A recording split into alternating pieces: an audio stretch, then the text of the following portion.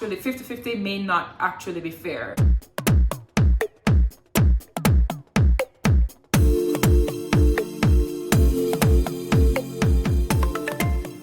Hey guys, welcome back. So today we're gonna get a little bit relationshipy. We're gonna be jumping into people's business and whatnot. Because today what I want to talk about is splitting bills in a relationship. Now, this video is not about me, so I'm not gonna tell you what I believe in and what arrangement I think is best for me.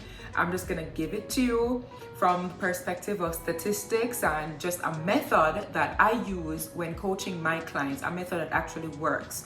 So without further ado, let's jump right into it.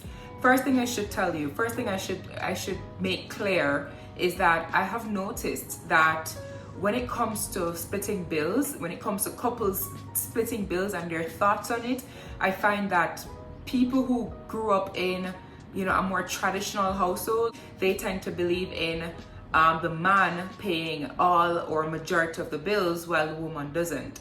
What I find is that clients who have a more modern way of thinking, they're not so much guided in terms of tradition.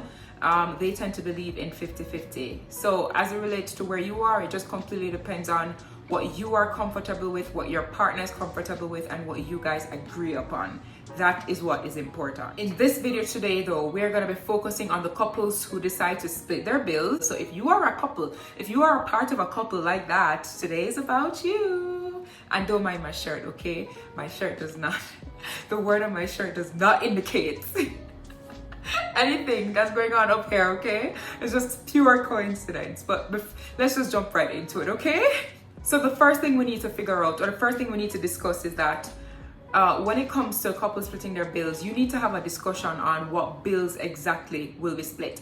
Because again, from my experience as a personal finance coach, I find that it's best that you sit down before you start bringing money into the conversation. You need to figure out as a couple which bills will be split. Now, from my point of view, if you're gonna be talking about splitting bills, you need to start with, or the only thing that's supposed to be talked about, or the only things that are supposed to be talked about are shared bills. And when it comes to shared bills, we're talking about rent/mortgage. If you live in an apartment complex and you own it, maybe you have to pay a maintenance fee monthly. We're talking about groceries. We're talking about light bill, water bill, internet, cable. We're talking about peril insurance if you own the property, renter's insurance if you're renting. We're talking about shared expenses now. Some expenses that may be shared that people tend to not think about are health insurance, because you may be on your partner's health plan. So if you are on your partner's health plan, then that would be considered a shared expense. Another thing that people tend to overlook would be car payments and gas. If I am in a relationship and I'm the one who took out the car loan to purchase this car, but I pick you up every day from work or I drop you off, it's actually considered a shared expense, and so it would fall under this category that we're about to discuss. Just as it relates to the car payment, we're talking about gas too, petrol. So it depends on your personal situation, but a good rule of thumb is if the expense is shared, meaning if the benefits are enjoyed by both parties, then the expense is considered shared. So you drop those down on your shared list and then we can move from there. Before I move on, there's something that I forgot to mention. If you have shared debt, that's also a shared expense. So for example, both of you took out this unsecured loan to, I don't know, do some renovations or whatever it is, then that would be considered a shared debt, a shared expense too. So if I took out a loan to, I don't know, I just went to take out a loan for something that benefits me only, then that would not be considered shared. Ladies and gentlemen, what we are not splitting are personal debt, personal grooming expenses, personal insurance, and personal entertainment costs. Whatever you spend on the road getting your margaritas or your rum or whatever else it is, that's your expense. It's not a shared expense, okay? Well, again, this is if you subscribe to my way of thinking, which you won't know until you get to the end of the video. Just work with me, okay? So now that we have the expenses figured out, the most common or the most popular formula that is used in terms of the dollars and cents is 50-50, you know. You add up all the bills, and if the bill, so let's say for example all the bills come up to $100,000, 50,000 is paid by one party, 50,000 is paid by another party. This is seen as most fair, which, you know, if you continue watching this video, you're gonna see that it actually is not. I do not believe in this principle if both parties earn a different amount in terms of income. If both parties earn the same amount, then it is fair. But yeah, I don't use that principle in my coaching. I don't use that principle with my clients. It turns out to be not fair, which you'll see a lot more. You'll understand a lot more the longer this video goes on. Let me use some dollars and cents to help you understand, or to help you see my point that it actually 50-50 may not actually be fair. If the woman earns $200,000 and the man earns $80,000, then using the 50-50 principle, it's not going to be fair to the man actually. Because if the shared expenses amount to $200,000, if you apply the 50-50 principle, then the man is responsible for $100,000, the woman is responsible for $100,000. And if you remember my example, the man is earning $80,000, so he won't even be able to provide the $100,000 that he's supposed to contribute. And I cannot tell you how many times I have seen this cause problems in relationships. You're not pulling your weight. You're not pulling your weight.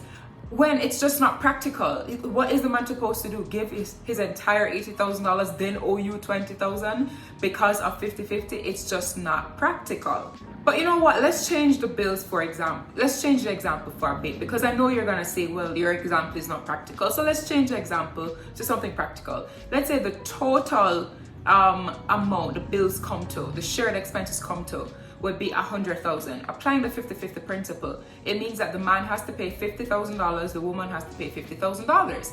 But when you plug in the percentages in this now, you quickly realize that the man will be contributing 64% of his income towards bills, whereas the woman will be contributing only 25% of her income towards bills, even though both are enjoying the benefits of these expenses, or whatever these expenses are buying. So as you can see right off the bat, it is not fair. After the man pays his $50,000, he's only left with $30,000 to clear his personal debt, to save for his personal financial goals. He's left with $30,000 for his personal entertainment, for his grooming, whereas the woman is left with a lot more. She's left with about $150,000 to do all of that. So off the bat, you see that it is not fair. Let me give you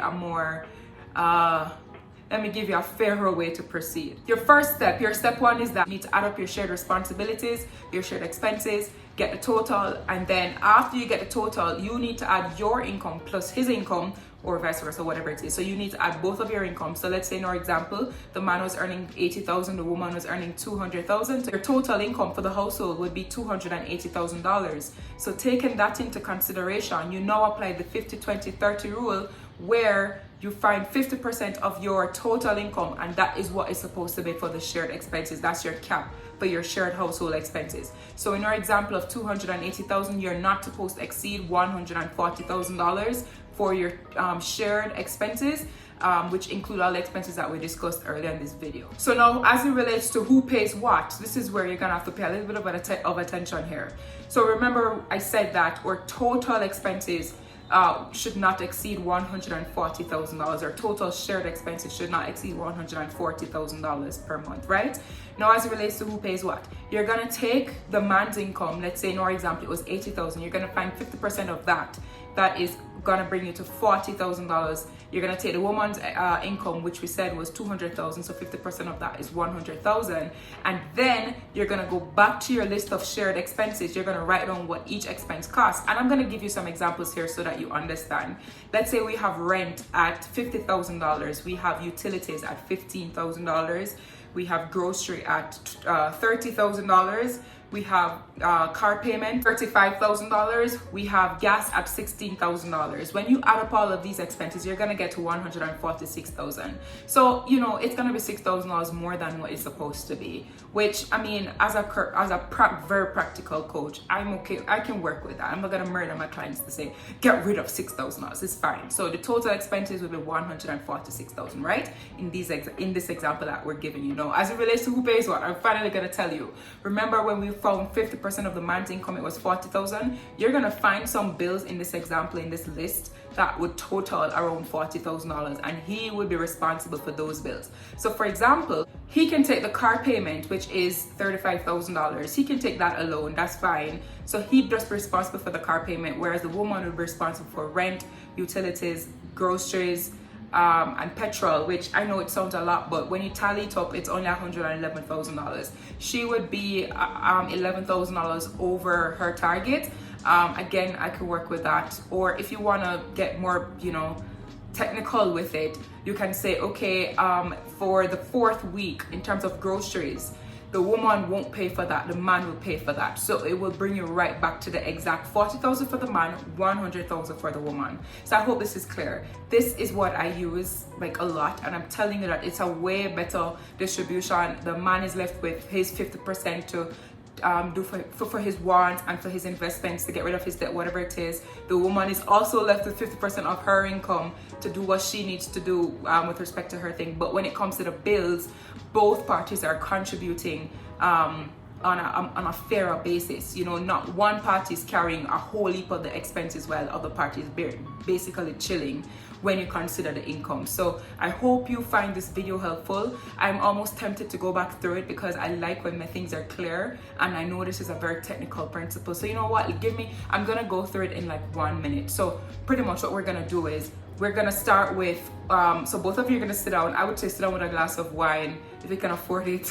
That's all right. In my coaching thing, I take wine money and all of that from my clients all the time. So if you can't afford it, just get some water, something, sit down together, write down your shared expenses, write down how much they cost, tally them. When you add them up, if you realize that you're over your 50% mark, and as I said, 50% would be adding both your income and your partner's income, then dividing that by 2, that number is what you are going to be taking into consideration when you're considering the shared expenses. So when you add up all of your expenses, if the tally for all of your shared expenses exceed 50% of your combined income, then you have a step before all of what I'm talking about now. You need to work on getting your expenses down or increasing your income. But let's say it's kind of sort of within range, it's workable. What you're then gonna do is you're going to find 50% of your income, 50% of your partner's income. You're gonna write that down. After you figure that out, then your next step is you're gonna look at the actual itemized expenses, and you're gonna allocate the different expenses until you have gotten to your quota or your tally or whatever it is for your 50%, and then the rest is going to go to your partner. It should equal to around 50% of his or her salary too. So I hope that is clearer.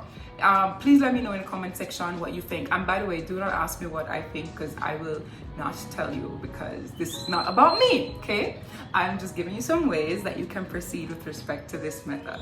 I hope you enjoyed this video. If you like the content, as usual, I ask you to please subscribe, comment.